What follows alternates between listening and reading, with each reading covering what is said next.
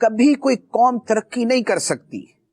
جب تک اس قوم میں باہم اتفاق نہ ہو،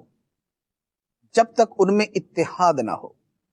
جب تک لوگ ایک دوسرے کی ٹانگیں کھینچتے رہیں گے، جب تک وہ ایک دوسرے کو دشمن کے طور پہ ٹریٹ کریں گے، جب وہ ایک دوسرے کو اپنا محض مخالف سمجھیں گے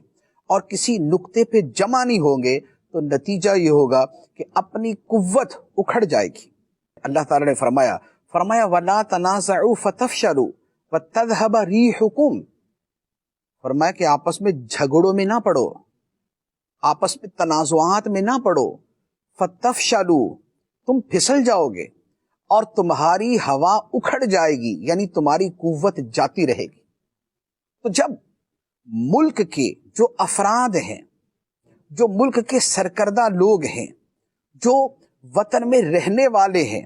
اگر ان کے آپس کے تعلقات کی بنیاد محبت نہ ہو، نفرت ہو، دوستی نہ ہو، دشمنی ہو، قرب نہ ہو، دوری ہو، اپنائیت نہ ہو، بیگانگی ہو، تو نتیجہ کیا نکلے گا؟ اس نفرتوں کے ساتھ، ان دشمنیوں کے ساتھ، ان کینوں اور عداوتوں کے ساتھ دنیا کا کوئی ملک ترقی نہیں کر سکتا۔ اللہ تعالی نے فرما دیا وَلَا تَنَازَعُوا فَتَفْشَلُوا وَتَذْهَبَ رِيحُكُمْ، آپس میں تنازعات نہ پالو، آپس میں جھگڑے نہ کرو کہ تم پھسل جاؤ گے، تم بزدل پڑ جاؤ گے، تمہاری قوت کمزور ہو جائے گی، تمہاری ہوا اکھڑ جائے گی۔ نبی پاک صلی اللہ تعالی علیہ وآلہ وسلم جب مدینہ منورہ میں تشریف لائے تو آپ کے آنے سے کیا ہوا کہ اہل مدینہ میں بھی لڑائیاں تھیں، ان میں بھی جھگڑے تھے، ان میں بھی فسادات تھے، ان میں بھی جنگیں ہوتی تھیں، لیکن ہوا کیا کہ جب سرکار دو عالم صلی اللہ علیہ وآلہ وسلم نے مدینہ منورہ میں ریاست کی بنیاد رکھی تو آپ نے ان کو آپس میں ملا دیا، آپ نے ان کے اندر محبتیں پیدا کر دی، آپ نے ان کو جوڑ دیا، ایک دوسرے کے قریب کر دیا۔ کیسا کر دیا؟ اللہ تعالیٰ قرآن پاک میں ارشاد فرماتا ہے، فرمایا اِذْ كُنْتُمْ أَعْدَاءً فَأَلَّفَ بَيْنَ قُلُوبِكُمْ فَأَصْبَحْتُمْ بِنِعْمَتِهِ إِخْوَانًا، فرمایا یاد کرو جب تم دشمن تھے ایک دوسرے کے، تم تو دشمن تھے ایک دوسرے کے، فَأَلَّفَ بَيْنَ قُلُوبِكُمْ، تو اللہ نے تمہارے دلوں میں الفت پیدا کر دی، ایک دوسرے کی محبت پیدا کر دی، اور تم فَأَصْبَحْتُمْ بِنِعْمَتِهِ إِخْوَانًا، تو تم اللہ کی نعمت سے، اس کے فضل سے آپس میں بھائی بھائی بن گئے۔ یہ آپس میں بھائی بھائی بننا کیسے تھا؟ یہ عداوتوں کا خاتمہ،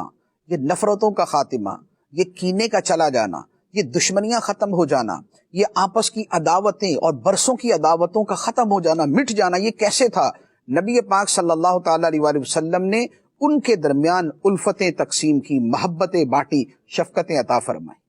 اور نتیجہ یہ ہوا کہ انما المؤمنون اخوہ فاصبحتم بنعمته اخوانا۔ حدیث مبارک میں نبی پاک صلی اللہ تعالی علیہ وآلہ وسلم ارشاد فرماتے ہیں المؤمن للمؤمن کالبنیان یشد بعضہ بعضا، فرمایا ایک مومن دوسرے مومن کے لیے ایسے ہے جیسے ایک عمارت ہو جس کا ایک حصہ دوسرے حصے کو مضبوط کرتا ہے۔ جب وطن کے افراد، جب ملت کے افراد ایک دوسرے کے لیے مضبوطی کا سبب بنے، تعمیر کا سبب بنے، تخریب کا ذریعہ نہ بنے،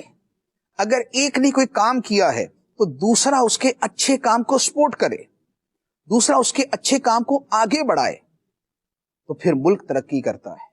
لیکن اگر طرز عمل یہ ہو کہ چونکہ یہ کام دوسرے نے کیا ہے لہذا اسے پایہ تکمیل تک نہیں پہنچنے دینا، اگر طرز عمل یہ ہو کہ چونکہ اس کے اوپر دوسرے کا نام آ رہا ہے لہذا اب کسی صورت اسے مکمل نہیں ہونے دینا،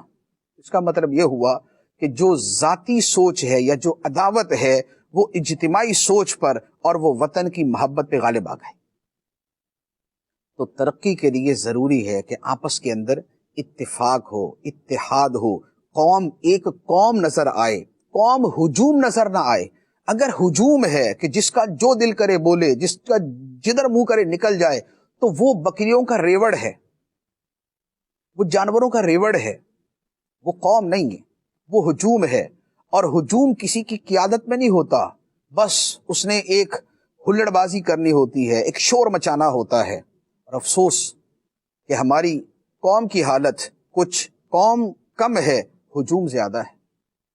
ہمارے ہاں یہ کینے، عداوتیں، دشمنیاں، بیگانگیاں، اجنبیت، ایک دوسرے سے دوری، یہ زیادہ ہے۔ محبت، الفت، پیار، اپنائیت یہ کم ہے۔ اور اس کی وجہ کیا ہے؟ وجہ یہ ہے کہ ترجیحات کا پرابلم ہے۔ ہماری ترجیحات کیا ہے؟ ہماری ترجیح جب ہماری ذات ہوتی ہے، ہماری ترجیح جب ہمارا گروپ ہوتا ہے، ہماری ترجیح جب ہمارے ہم ذہن لوگ ہوتے ہیں، تو پھر ہم کسی دوسرے بندے کو برداشت نہیں کرتے، پھر ہم کسی دوسرے گروہ کو برداشت نہیں کرتے، پھر ہم کسی دوسرے گروپ کو برداشت نہیں کرتے، پھر کسی دوسری سوچ والے کو برداشت نہیں کرتے۔ تو یہاں سے دوریاں پیدا ہوتی ہیں۔ لیکن اگر کوئی ایک نقطہ واحدہ ہو، کوئی ایک نقطہ مشترکہ ہو کہ اس پر اتفاق ہو، اور وہ کیا ہے؟ وہ ہمارا وطن پاکستان۔ اپنے تمام تر اختلافات کے باوجود اگر اس ایک نقطے پر پورا اتفاق ہو، اور زبانی نہیں، عملی، قولی نہیں فعلی، ظاہری نہیں حقیقی، یہ اتفاق ہو کہ ایٹ لیسٹ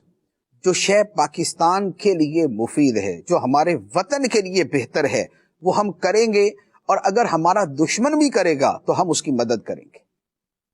اگر اس اتفاق کی سوچ کے ساتھ، اس اتحاد کی سوچ کے ساتھ چلیں گے تو یقین کیجئے کہ پاکستان کا دن دگنی رات چگنی ترقی کرنا مشکل نہیں۔ لیکن اگر کسی کو چلتے کی راہ میں ٹانگ اڑانی ہے، اگر کسی کے بنے ہوئے کام کو بگاڑنا ہے، اگر کسی کے آخر تک پہنچے ہوئے کام کو دوبارہ بنیادوں تک لے کے آنا ہے، اگر اس سوچ کے ساتھ چلنا ہے تو پھر کوئی ترقی نہیں۔